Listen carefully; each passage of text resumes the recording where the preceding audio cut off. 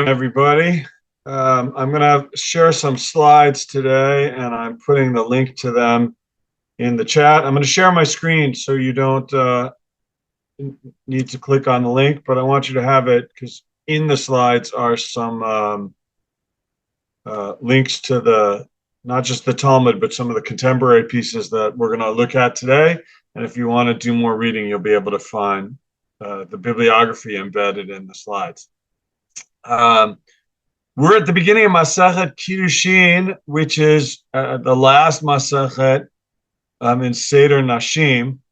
And in some way, what I want to tackle today comes from the week, so it's the week in review. But there's been a looming question in this space in the Daily Dose of Talmud for readers of Seder Nashim, which is what do we do with the discussions that the rabbis are having about marriage, about divorce, about engagement, about related things that have to do with gender roles and relationships that don't reflect where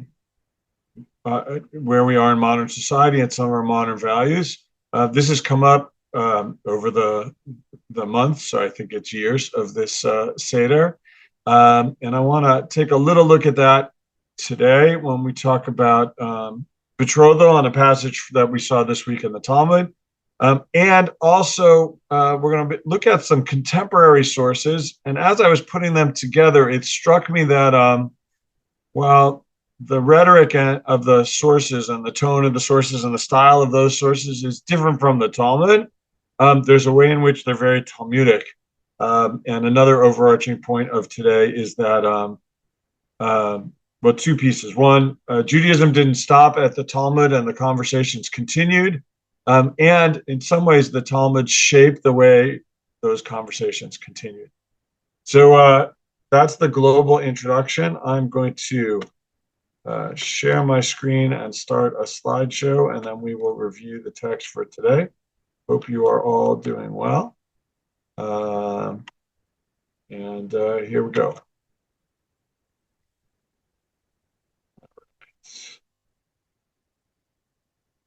Just have to start the slideshow. Thanks for bearing with me. Okay. We've learned that betrothal takes place in three different ways. And at the beginning of this week, we saw a passage that drills down on one of them. The Talmud quotes Breita from the Tosefta, right, a Mishnah era text that says, how is betrothal performed through money? Right? One of the ways that a man can betroth a woman is by giving her money or something that's of value. And what this text adds to the conversation is the following. If a man give a woman money or an item worth money and he said to her, you are hereby betrothed to me, or you are hereby betrothed, there are two different words in the text, betrothed mikudeshet, betrothed me'oreset, to me, or if he says you are to me as a wife, then she is betrothed.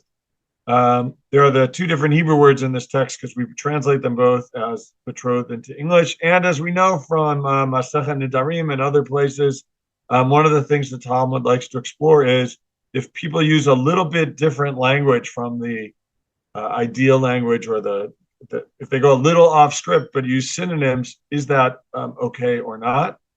And here this Breita is giving some language that allows for betrothal. And in fact, the first one on this list, you are hereby betrothed to me, Harei at mikudeshet li. That's the language that's used still in the traditional wedding service and still today. But betrothal in the rabbinic era took place earlier than the marriage ceremony. We sort of put those two ceremonies together in modern times. And this phrase, you are hereby betrothed mikudeshet, right, to me, is the language that we use today. This Breita continues and says, but if she is the one who gave the money to him and she says, I am hereby betrothed to you, mikudeshet, or I'm hereby me'oreset to you, or I'm hereby to you as a wife, then she is not betrothed. So this Breita makes clear betrothal takes place by the man giving something of value to the woman and making the statement. But if it happens in reverse, where the woman gives the money or thing of value or makes a statement, this is not betrothal. And this is reflective of the gender roles in the Talmud and things that we've seen before.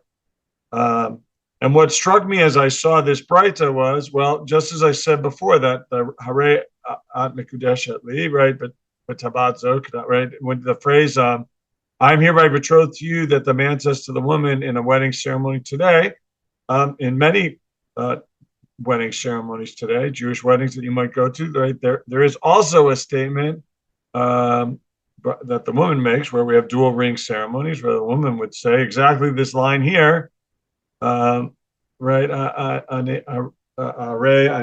mikudesh lecha, right? Or are ata mikudash li, one way or the other.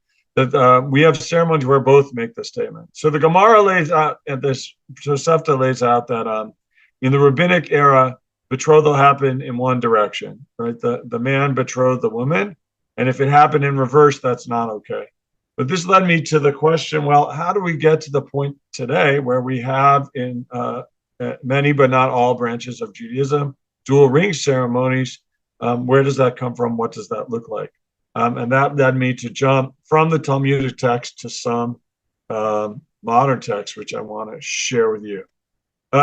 So the first was written by Rabbi Dov Linzer. Rabbi Dov Linzer is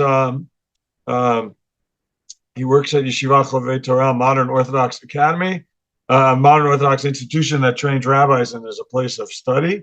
And here I'm quoting from an article that he wrote that actually appears on My Jewish Learning about double ring ceremonies. So you could look this up on our host, My Jewish Learning, have a very rich website in addition to all these classes with a lot of information. This comes from there. And Rabbi Linzer quotes Rabbi Moshe Feinstein, who was one of the great halachic thinkers in the Orthodox world in the 20th century. So we already see a rabbi quoting another rabbi. That's very Talmudic. And Dov Linzer starts by saying, quoting a paper that Moshe Feinstein wrote, and he says, Rabbi Moshe Feinstein ruled that a bride giving of a ring to the groom would not invalidate a groom's properly executed kiddushin, even if done immediately afterwards. Meaning, if a man betroths a woman with a ring, and then a woman gives a ring back to a man and makes a statement, that does not invalidate the betrothal. Nevertheless, Rabbi Linzer says, Rabbi Feinstein said it was not permissible to do this. Why? The primary concern of Rabbi Feinstein's was that it might misrepresent how Jewish law works and mislead people to think what a legal halachic betrothal kiddushin is. So, meaning Moshe Feinstein thinks, like the Talmud, betrothal happens from the man giving a pruta or something of money or something of value to the woman. That's one of the paths, and it's still unidirectional. And while if a woman does so in reverse afterwards, it doesn't undo the betrothal that happened. But the perception that people who witness it might make is that marriage is bilateral, not unilateral. It happens in both directions. And he was concerned about that and did not permit dual ring ceremonies. Rabbi Linzer, who acknowledges in his article that people dual ring ceremonies and the mutuality of marriage is something we're thinking about today, has two suggestions about how we might overcome this objection by Rabbi Feinstein and make a dual ring ceremony possible. So the first, he said, is one solution is for the bride and groom to exchange rings after the Sheva Brachot. That's later in the wedding ceremony, right? A wedding ceremony today has the betrothal and then the actual marriage where there are 7 blessings that are made. And Rabbi Linzer suggests if we wait till the formal betrothal and the formal marriage ceremony has ended, we could then make space for the bride and groom to make statements of commitment and love to each other. And it could be at this time that rings are exchanged. And then it would be separate from the ceremony and wouldn't lead people to think, as Rabbi Feinstein did, that the formal legal part, it was part of the formal legal part of the ceremony. And he suggests, drawing from Sephardic tradition, another possibility as well.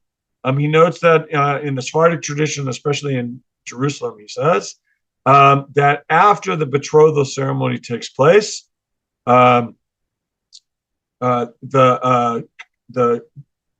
ketubah is given from the groom to from the bride to the groom, and the groom accepts the obligations in the ketubah, the wedding document. And usually in these ceremonies, when a groom accepts the wedding document, usually he does so by symbolically taking sometimes a pen, sometimes a handkerchief by the person who's performing the wedding. But Rabbi Linder suggests this would be an appropriate time for the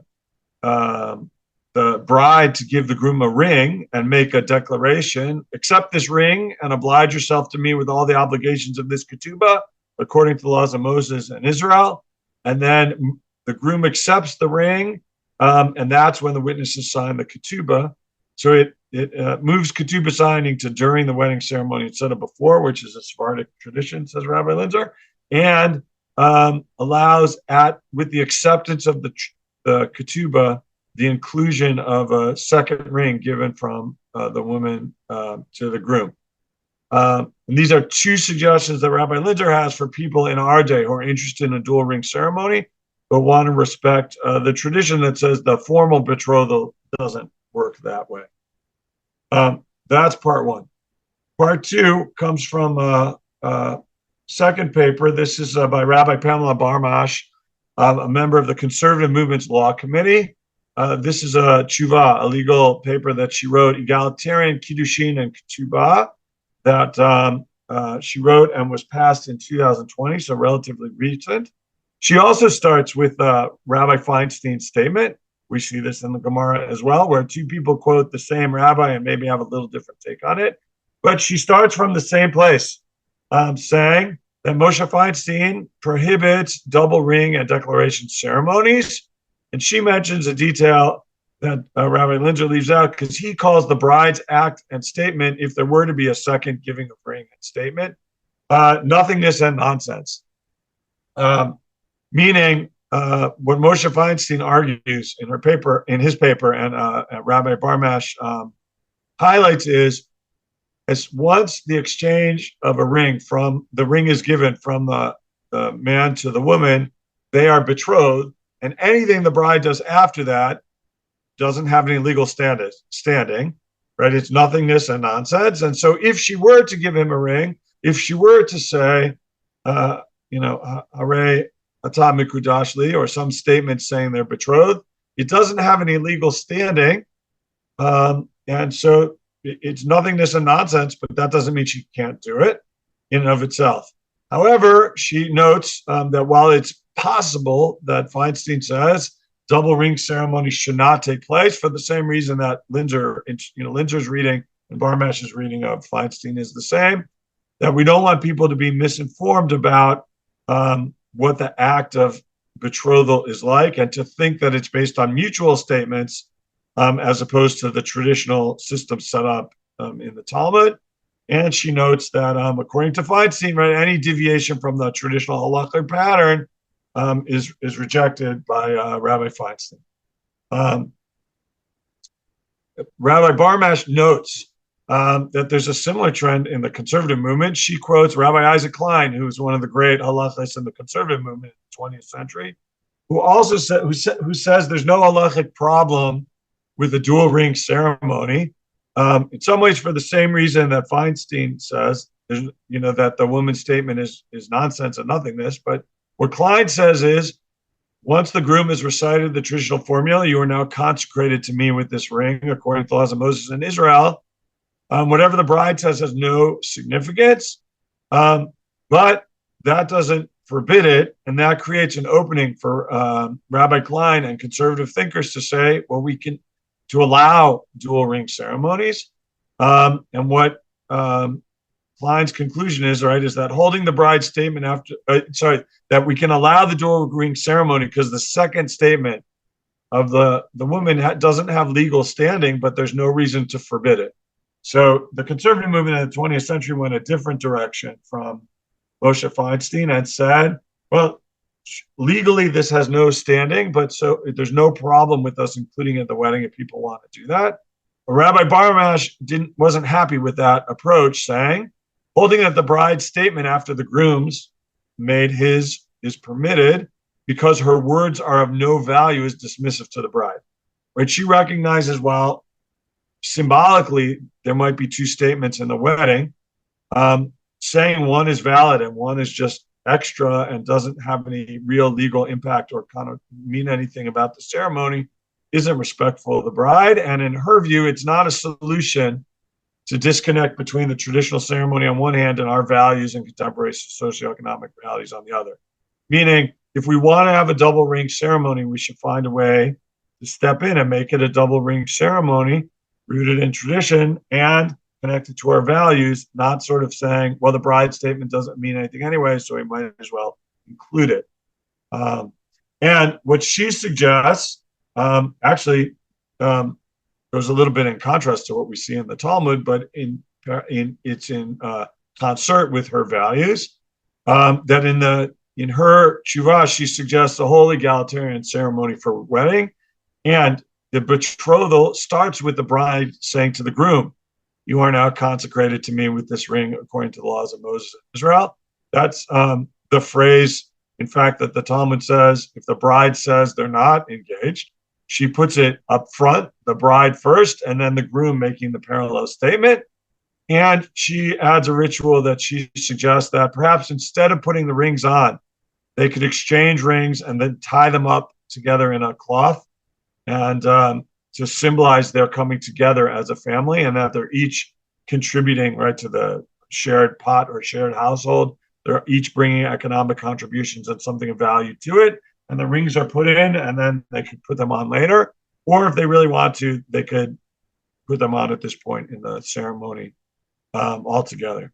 So unlike Rabbi Linzer, who finds other moments in the ceremony to account for a double ring possibility, Rabbi Barmash says, no, we should adjust the traditional ceremony and in fact incorporate the two-ring ceremony in. Because we should make, if we believe that a wedding should be egalitarian, we should make it so that way. And she makes a little bit more bold adjustment to this. Want to bring a third modern source that also comments on Rabbi Feinstein's objection. Sorry, I have too many slides of that one piece. Sorry, apologies for the repeated slide. This comes from a piece by Rabbi Jane Canarak. Also a conservative rabbi. She teaches at Hebrew College in Boston in the rabbinical school. And this is from an article, Remaking Ritual, that was a part of Shema, which is a short Jewish, I think it was bi-weekly or maybe monthly magazine, very short, that used to come out by mail and then online. You could find it in the Berman Jewish something archive. I forget what the P stands for. I gave you the link on the slide. And it was a piece that talked about egalitarian marriage. And Rabbi Canarak says the following.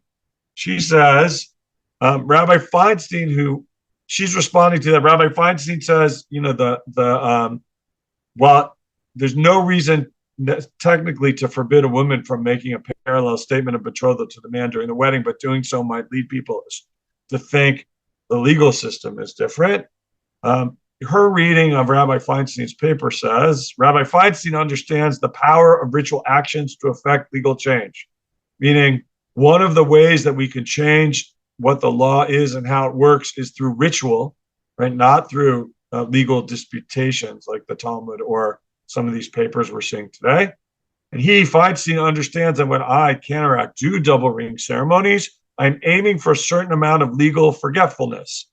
I do not want it to become legally insufficient for only the groom to give a ring I do want it to become legally insufficient for only the groom to give a ring and betroth the bride. I want both the bride and groom to betroth one another and for both actions to be necessary in order for Kiddushin to be legally binding. Canarak's statement says here, by changing the ritual and making it more egalitarian, in fact, she wants to do what Feinstein wants us not to do, which is not, right? Feinstein is worried that people see a ceremony with with two rings, they might think those are required. And Canarak says, in fact, that's why I do them, because I want people to think there's a mutuality about it. right? And this desire is not only a wish for reciprocity of action, but when both the bride and groom betroth one another, it radically changes the nature of the ownership metaphor that is inextricably an aspect of change. Meaning, changing the wedding ceremony changes not just the legal standing of the rituals, but also changes how we understand marriage. And as a result of that, Brett Kennerak continues, marriage is one of the deepest forms of ownership, the acquisition of another person's sexual and emotional being. In its ancient formulation, Kiddushin grants unilateral ownership, but bilateral Kiddushin changes the picture. Now each person freely grants ownership of himself or herself, and in return, freely accepts ownership of another person. Instead of patriarchal possession, we move to a deep and reciprocal obligation and responsibility. And for Canarac, she says the change in ritual changes how we understand the institution of marriage, leads us to both take tradition but reshape it to fit how we understand it or how she understands it today. However, unlike Barmash, who's a little critical of Feinstein's tshuva, Canarac finds something positive in it, where she says the following. I think this is a powerful piece of what Canarac had to say. It is perhaps for these reasons that Feinstein's prohibition of the two-ring ceremony stems not from technicalities of marriage law. Rather, he prohibits reciprocity because such a chain touches at the heart not only of what marriage means, but also of how we achieve legal change. Meaning, it's not just about it's not about the technicalities of marriage law, but it's about how changing ritual makes legal change. Nevertheless, says Canarac, I admire the tshuva's the tshuva's analogical brilliance because paradoxically, it simultaneously cautions and teaches us about the ritual and legal power of our own handhold. Canarac takes from Feinstein and his tshuva that while she disagrees with his recommendation about marriage and takes the bold step to say we should change the ritual, which will change how we think both ethically and maybe legally about how marriage and how it works. What Feinstein cautions us is we have to be careful about the power of ritual to change legal status of things and understand how the power we have the power in our own hands to change Judaism, and when we do so, we have to do so with caution, and being aware that we're making such a change. And for the sake of marriage and how we frame it, it's a place where Canarac feels it's a space we should step into. But the way in which Feinstein cautions us to think carefully about before doing that, she thinks we should include it as well in our thinking. That is the last slide, so I'm going to stop the share and come back to you on the screen. All right, so I appreciate how this was a text-heavy, a modern text-heavy day, and a little different from maybe the Talmud that I know I usually bring to the space, and maybe my colleagues also. And while I was presenting, I didn't have time to read the comments in the chat, if there were any. A closing comment, and then we might have an opportunity for a question or two, is just one of the things that I love about these interactions today between in these papers that I brought is, first, they all quote Moshe Feinstein. We see that a lot in the Talmud, where about one topic or another, there's a rabbi or two who are seen as the authorities about a particular topic. They're brought into the Talmudic discussion, and then later generations comment about it, and they have different opinions about how that might work. And we see that in the conversations today, right? Moshe Feinstein, Rabbi Moshe Feinstein, Rabbi Isaac Klein, two greats of the 20th century, very influential. And you can't ignore them today when you're, continue the legal conversation about these matters. The different interpretations or understandings or applications of those works you could see in later generations. We see that a lot in the Talmud as well. And there's a way in which the continued dispute and discussion of rabbinic matters continues to this day. at a high level, and in a way that we can still engage in. That's why I will post one more time the link just in case you didn't see it, but the references to all these papers I quoted today are embedded in the slides, and then you can find them and read more on your own. So I see a few hands coming up. Carol, you want to jump in and share? Ben, are you able to let Carol unmute? Yep. All right. Hi, thank you. Can you hear me, Rabbi? Yes. Okay, good. Thank you. Thank you for your presentation. It was different, but it brings up a lot of important connections between the Halacha, the Talmud, and our present day ritual. And it touches on some confusion I've had since we started Kiddushim, which is at times the rabbis seem more inviting to women's participation and how they might play a role in the Kiddushim in a way that I haven't seen so much in previous Masechets. So I was interested in that, but yet we still have Dafim like we did yesterday or the day before, where there's such intense misogyny and things happening to 3-year-old girls, etc., and gang rape. And I wonder, how do you see it? What's your opinion about what appears to be the rabbi's more acknowledgement, at least, of women's need to participate in this ritual? That's my question. Thank Carol, you. I appreciate your comment and your question. Right, and Masechet Kiddushin has some of the challenges of Seder Nashim for the modern reader as well. If I understood you right, what I'm noting is that what you've noticed is that in the betrothal process, the woman has a certain agency, is that she has to accept the betrothal. So there's a way in which a woman has a say if she accepts the proposal of marriage from her suitor or not. We know from other places, depending on her age, right, that her father has a role to play in it, and sociologically, I'm not sure in what situations and how much agency the women had. But here we see in Masechet Kiddushin there is a voice that the woman has about. She has to be a willing participant in the engagement and marriage, and that is important to the rabbis and part of the process. And I'm glad you noted that and called that out here. And it doesn't make it all necessarily easy to read. Having that doesn't solve every problem, but that's why one of the reasons why I think turning to the writing, if you go back to some of the pieces that I quoted today, right, they go back to the sources that we've read. But you can read Rabbi Barnash's tshuva. If you've studied Seder Nashim, this tshuva is so much more accessible than would have been before doing Daf Yomi.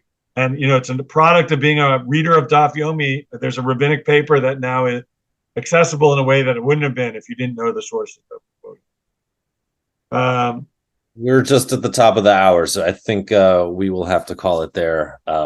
But I want to thank everyone for their participation and for their good comments. There were a lot in the chat, which we'll save. But thank you to everyone. Thank you to Rabbi Goldberg. Thank you all for being here, and we will be back with you next week. Thanks, everybody. All right. Take care, everybody.